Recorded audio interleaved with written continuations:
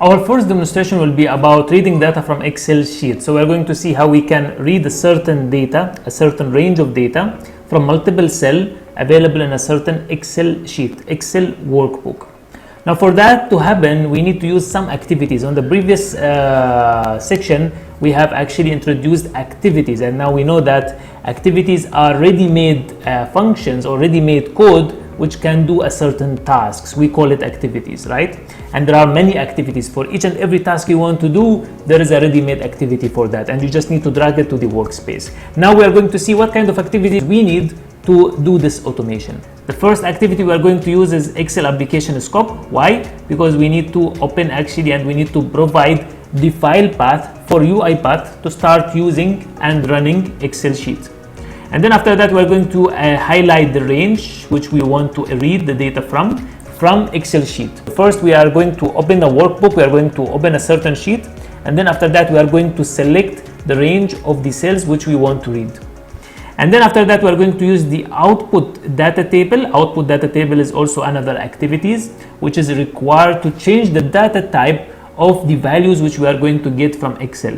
And then after that, we are going to see the values coming from Excel sheet using what? Using message box. So message box is actually going to help us to read the values which is retrieved from Excel sheet. Before we start, we need to create our source sheet. So here I have created one sheet, we call it data, and I will show you now what kind of values, columns and rows which is available inside. The Excel sheet which we are going to use is this one. So we have here 3 columns with 4 rows, and we have 1 row as a header. So we have an ID column, name column, and position column. And the sheet name is what? Is this sheet 1. Sheet 1 and S is capital. So this is the sheet name, and inside I have 3 columns with 4 rows. So this is the data which I'm going to read from. I'm going to read using UiPath, but I'm going to read from this Excel sheet. Let me close it. And then after that, let us go and explain how we are going to do that. So first of all, I have created already the Excel file, which is the source file. So next we are going to actually use Excel application scope, so that we can use and we can start automating, some Excel activities.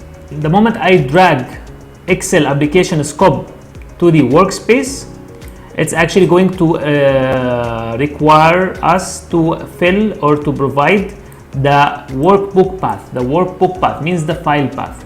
The file which you want to read data from, you need to provide the file path, the address for that file, for that Excel sheet. And also, if you are going to click on the activity, you are going to see what? You are going to see some sort of options from the property section. And some of the options available are autosave. Autosave means whatever changes you want to do in this Excel sheet, it is going to be automatically saved. Second, we have create a new file.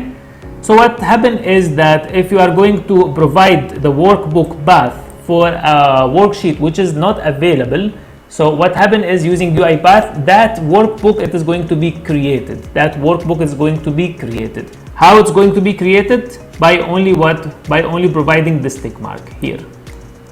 And then after that we have read only. Read only means you want to open a certain workbook, but you don't want to change the content of that workbook. What options we have here? We have read only. If you will put the tick here, that means you will be able to run the data from a certain workbook, but you will not be able to change it.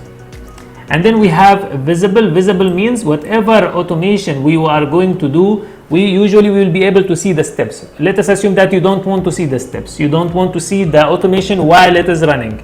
You want the automation to run from the background. You don't want to see any sort of what? Any sort of steps. So in this case, you need to remove the tick mark. In this case, you need to remove the tick mark. All of these are options available the moment you click what? The moment you click on Excel application scope. All of these are options related to this what? Related to Excel application scope. Next, also we are going to use read range. Read range activity. This is actually how the activity it looks. This activity require us 2 things. Require us to provide the sheet name and also the range of data we want to read from. So let us assume that we have multiple columns and multiple rows which we want to read data from. That's we call it a range. If you want to read everything available on the sheet, you just need to provide what? You just need to provide empty quotation. So empty quotation means whatever data, whatever cells which are containing data, it is going to actually what is going to work in this data.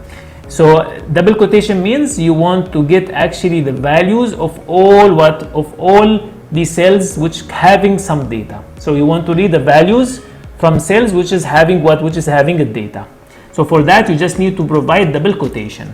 So using read range activity, we will be able to read the range of cell in the Excel sheet, and it is going to be saved in UiPath using data table format. So if we are going to read the data from a certain Excel sheet, we need to create a variable which is going to handle this data. Variable is just a memory address label. So we are going to get the data from Excel sheet and we need to save it temporarily in a certain variable. And that variable is going to have this type of data type, which is data table. Why it is data table? Because we are actually going to retrieve columns and rows, kind of database structure.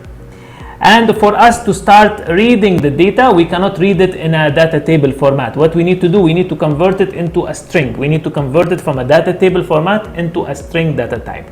For this to happen, we need to use output data table. Output data table activities is going to help us to convert actually the data type from data table to a string format, from data table format to a string format. After this is happening, we will be able to start reading these values using message box. Using what? Using message box. So again, we are going to open Excel sheet using Excel application scope. We will be able to read the cell values using read range, and then after that it's going to be saved in a certain variable using this data type, which is data table. And for me to start reading and viewing these kind of values, I need to convert it from a data table format into a string format using output data table, and then we will use message box to display the values for us. So this is actually the sequence which we are going to apply now practically in UiPath. So this was the theory part. This is now we know what we are going to do to view the data available in Excel sheet. These are the 4 activities we are going to use. Now we are going to actually start building and applying all of this kind of information we discussed using UiPath practically in the practical session. Let's start now our practical session.